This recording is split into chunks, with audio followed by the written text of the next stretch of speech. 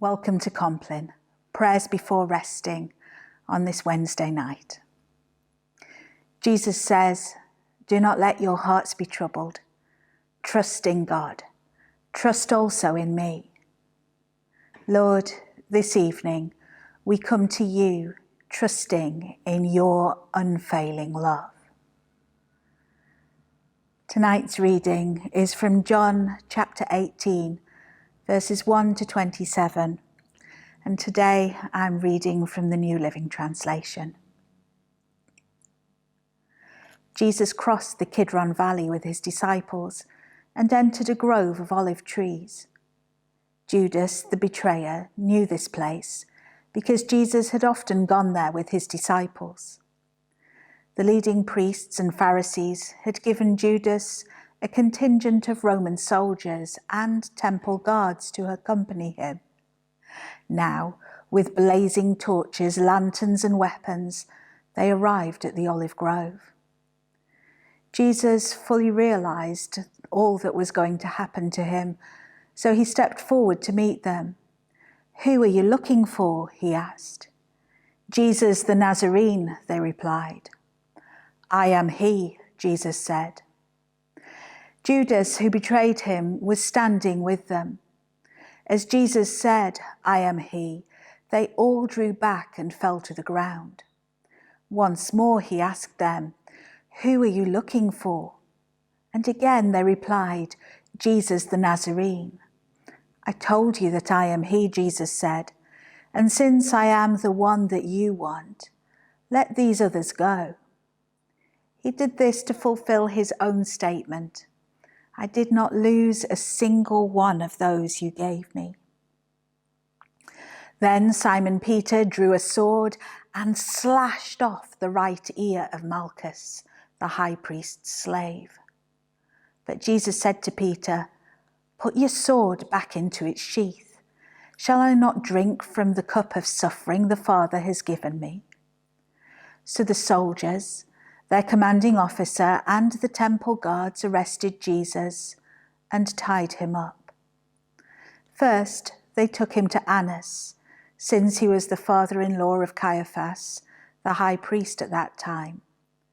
Caiaphas was the one who had told the other Jewish leaders, "It's better that one man should die for the people." Simon Peter followed Jesus, as did another of the disciples. That other disciple was acquainted with the high priest, so he was allowed to enter the high priest's courtyard with Jesus. Peter had to stay outside the gate. Then the disciple who knew the high priest spoke to the woman watching at the gate, and she let Peter in. The woman asked Peter, "You're not one of that man's disciples, are you?" "No," he said, "I am not." Because it was cold, the household servants and the guards had made a charcoal fire. They stood around it, warming themselves, and Peter stood with them, warming himself. Inside, the high priest began asking Jesus about his followers and what he had been teaching them. Jesus replied, "Everyone knows what I teach. I have preached regularly in the synagogues and the temple where the people gather. I have not spoken in secret. Why are you asking me this question? Ask those who heard me. They know what I said." Then one of the temple guards standing nearby slapped Jesus across the face. "Is this the way to answer the high priest?" he demanded. Jesus replied, "If I said anything wrong, you must prove it. But if I am speaking the truth, why are you beating me?" Then Annas bound Jesus and sent him to Caiaphas, the high priest.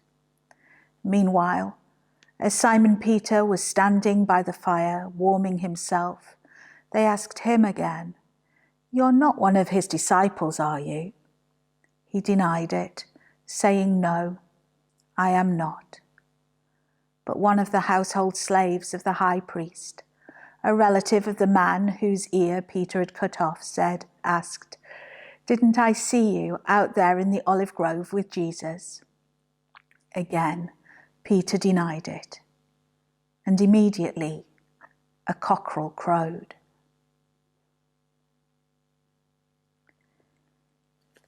Danger comes creeping through the darkness.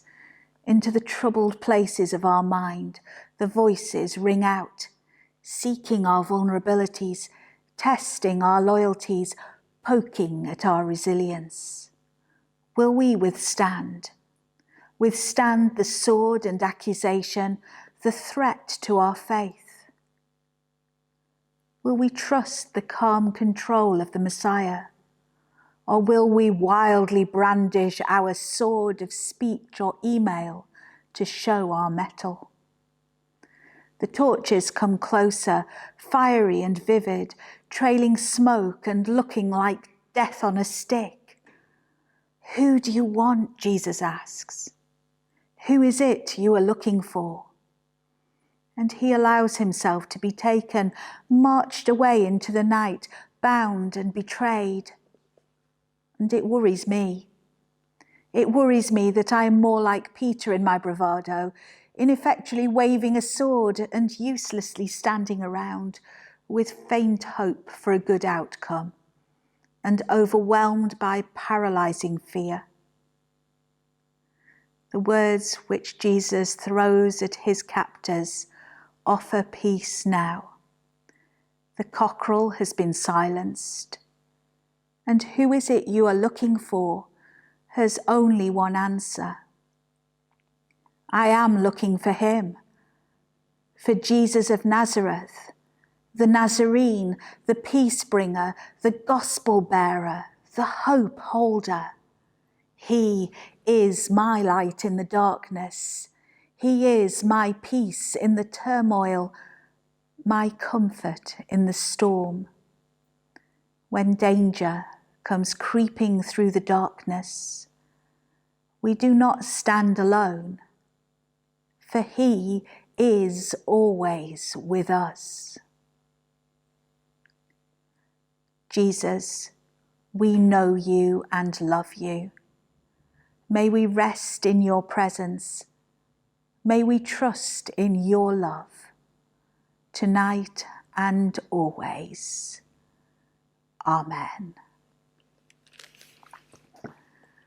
Rest well and good night.